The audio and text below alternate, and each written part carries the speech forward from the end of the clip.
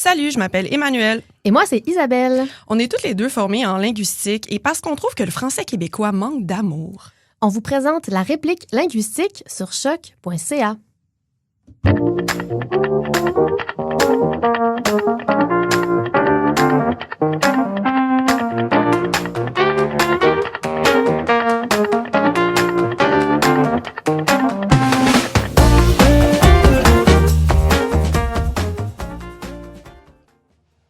Isa, Manu, je pense que c'est maintenant clair pour notre auditoire qu'un des objectifs du balado est de revaloriser les formes du français qui sont souvent dénigrées dans la société, et tout particulièrement celles du français d'ici.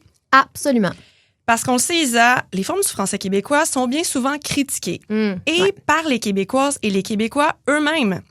Par contre, il faut savoir que la situation s'améliore quand même tranquillement, par chance, depuis la Révolution tranquille, et surtout après, on vit moins d'insécurité par rapport à la langue. Oui, et d'ailleurs, pour en savoir plus sur l'histoire de l'insécurité linguistique au Québec, on invite notre auditoire à écouter notre prochaine capsule. Absolument, Isa. Et justement, en fait, Isa, pour avoir la preuve qu'on assume de plus en plus notre façon de parler au Québec, il y a qu'à écouter des extraits de reportages médiatiques d'il y a quelques dizaines d'années. Oui. On entend bien les journalistes et les personnes interviewées qui essaient de calquer leur accent sur un accent européen, disons.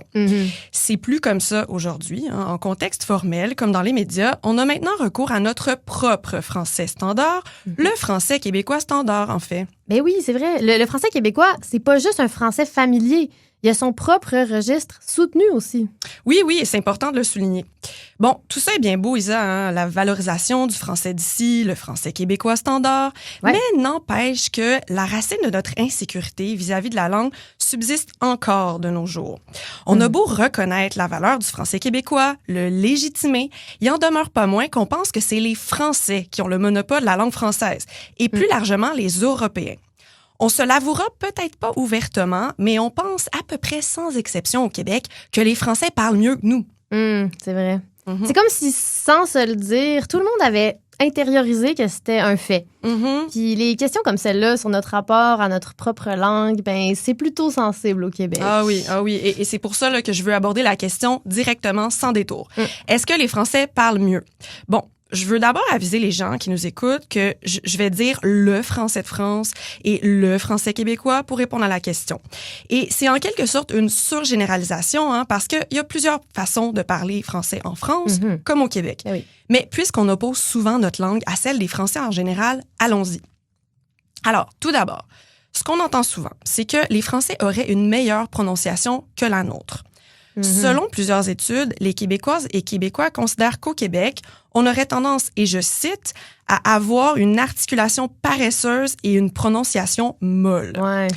Pour ce qui est de l'articulation, Isa, là, je vais te laisser le soin, en bonne phonéticienne, de faire une capsule en entier sur le sujet. Exact. Mais déjà, je peux te dire que les locuteurs et locutrices du français québécois ont pas la bouche plus paresseuse que celle des autres. Par contre, Manu, en ce qui concerne notre prononciation, qui serait plus molle, entre guillemets.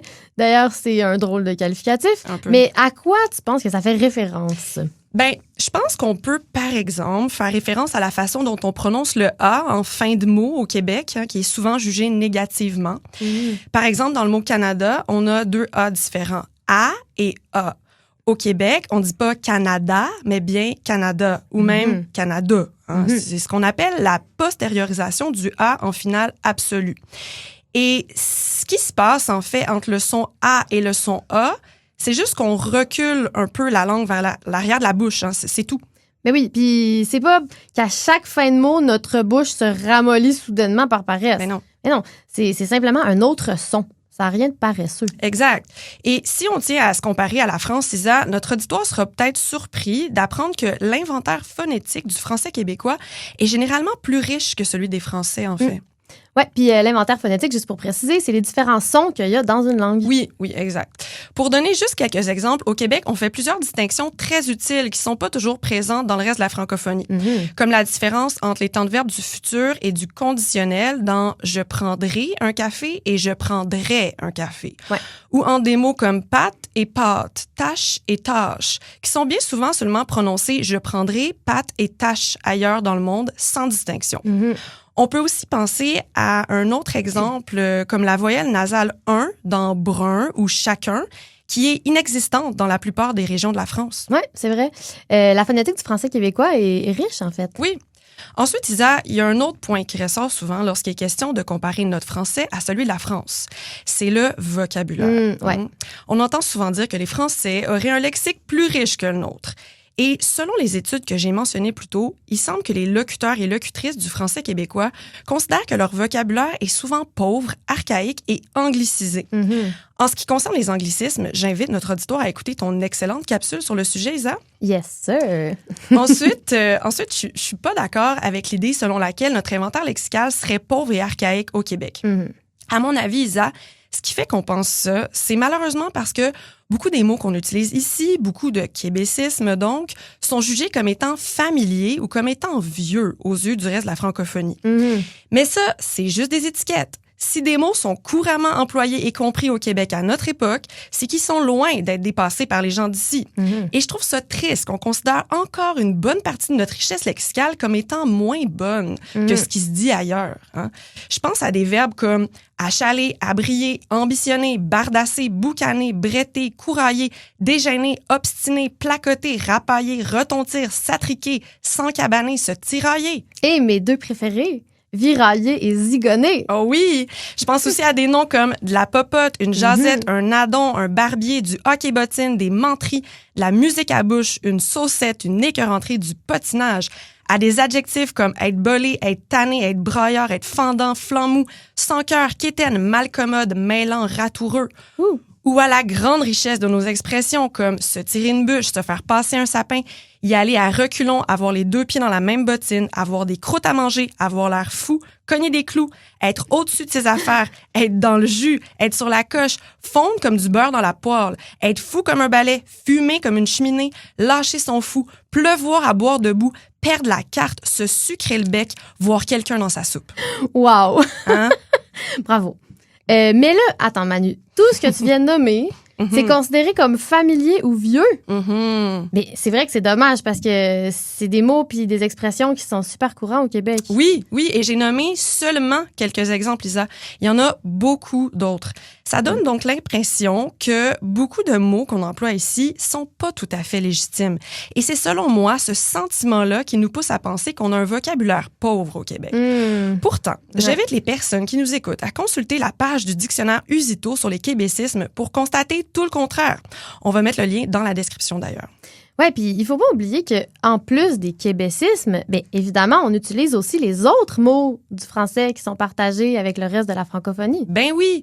En fait, Isa, la richesse du vocabulaire, c'est beaucoup plus associé au niveau d'éducation ou de littératie d'une personne qu'à sa variété de langue. Donc là, Manu, on comprend bien avec tout ça que de comparer des variétés de français comme étant moins bonnes ou meilleures, ben ça n'a pas lieu d'être. Non. Mais pourquoi, dans ce cas-là, la croyance selon laquelle les Français parleraient mieux est si forte? Ça, c'est une excellente question, Isa, et la réponse mériterait une autre chronique, en fait. Okay. Mais disons que c'est principalement parce qu'historiquement, le français a toujours été une langue très centralisée. C'est-à-dire qu'à l'échelle de la francophonie, ce qui est valorisé comme français est parlé dans une région précise, soit en France non méridionale et plus précisément autour de Paris. Okay. Le français parlé ailleurs en Europe, comme dans le reste de la francophonie, les Français, en fait, qui sont parlés ailleurs là, dans le reste de la francophonie, sont donc considérés comme étant moins prestigieux. Okay. On le répète, Isa, tout ça, là, c'est pas objectif. Hein, c'est simplement des construits sociaux. Mais ça a clairement une incidence sur la façon dont on perçoit notre façon de parler au Québec. Ça fait en sorte qu'on déprécie notre prononciation et notre vocabulaire. Ça nous fait vivre de l'insécurité linguistique. Et Isa, on en a déjà parlé à notre micro, l'insécurité linguistique, ça peut faire en sorte qu'on prend moins souvent la parole, qu'on parle avec moins d'assurance et qu'on cherche ses mots. Donc, si pour certaines personnes, les Français parlent mieux que nous, c'est peut-être aussi à cause de notre insécurité vis-à-vis de la langue. Et inversement, c'est peut-être parce que les Français, en ayant cette impression qu'ils parlent mieux qu'ailleurs, se sentent plus en confiance quand ils s'expriment. Bon point. Peut-être. Donc, morale de cette histoire, ayons confiance que le français d'ici est tout aussi riche que le français parlé ailleurs. Oui. Et assumons avec assurance notre accent et notre vocabulaire. C'est en plein ça, Isa. Yes, merci.